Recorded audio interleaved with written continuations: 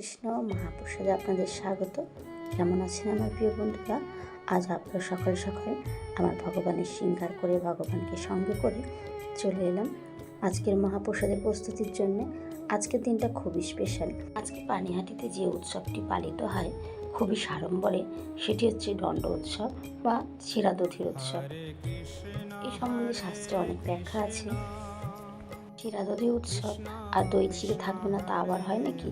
তাহলে চলুন দেখে নিই। এখন আমি এখানে কিছু চিড়ে ভিজিয়ে নিয়েছি দই, বাতাসা, কাঁঠাল, আম, কলা, মিষ্টান্ন, আরও যত ফল আছে সবই দেওয়া যায় এর মধ্যে। প্রতি বছর এই ক্ষীরাদধি উৎসবে যাওয়ার চেষ্টা করি। এবছর বিশেষ অসুবিধা থাকার কারণে যেতে পারিনি। বাড়িতেই আমি তৈরি করলাম সেই ক্ষীরাদধি প্রসাদ, যেটা আমি আপনাদের সাথে এখন শেয়ার করছি। প্রথমে চিড়েটা আমি ভিজিয়ে রেখেছিলাম 10 মিনিটের জন্য, খুব ভালো করে ধুয়ে। তারপর কলা ছাড়িয়ে কলা স্লাইস করে নিয়েছি, কাঁঠালের ভেতর থেকে বীজ বের করে নিয়েছি। এখন আমি দিয়ে দিয়েছি চিড়ের উপরে দই, আর আগে থেকে চিড়েটার মধ্যে আমি চিনি মিশিয়ে নিয়েছিলাম। দইয়ের ওপরে দিয়েছি বাতাসা, যেটা আমি ছোটো ছোটো করে ভেঙে নিয়েছি। এখন আমি এর মধ্যে দেবো কয়েক টুকরো আম এবং কিছু মিষ্টান্ন। সমস্তটা সুন্দর করে সাজিয়ে তুলসী পত্র দিয়ে আমার প্রিয় লাড্ডু গোপুকে ভোগ নিবেদন করব। কৃষ্ণ কৃষ্ণ হরে হরে হরে রাম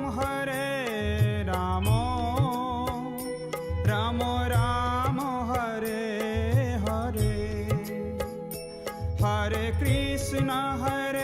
কৃষ্ণ কৃষ্ণ কৃষ্ণ হরে হরে হরে রাম রাম রাম হরে হরে হরে কৃষ্ণ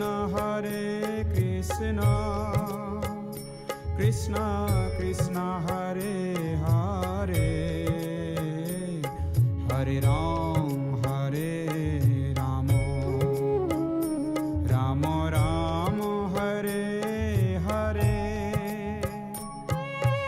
ভগবানকে ভোগ নিবেদন করে দিয়েছি। এই প্রসাদ আমি এখন নামিয়ে নেব এবং আমার বাড়ির সবাইকে এই প্রসাদ আমি পরিবেশন করব এবং কিছু প্রসাদ আমি নিয়ে যাব আমার বন্ধুদের জন্য। এই সমস্ত প্রসাদটা খুব ভালো করে মেখে নেব। কেমন লাগলো আজকে আমার এই মহাপ্রসাদের প্রস্তুতি আমাকে কমেন্টে লিখে জানাবেন। আর যদি একটু ভালো লেগে থাকে তাহলে প্লিজ একটা লাইক দিয়ে ভিডিওটা শেয়ার করে দেবেন।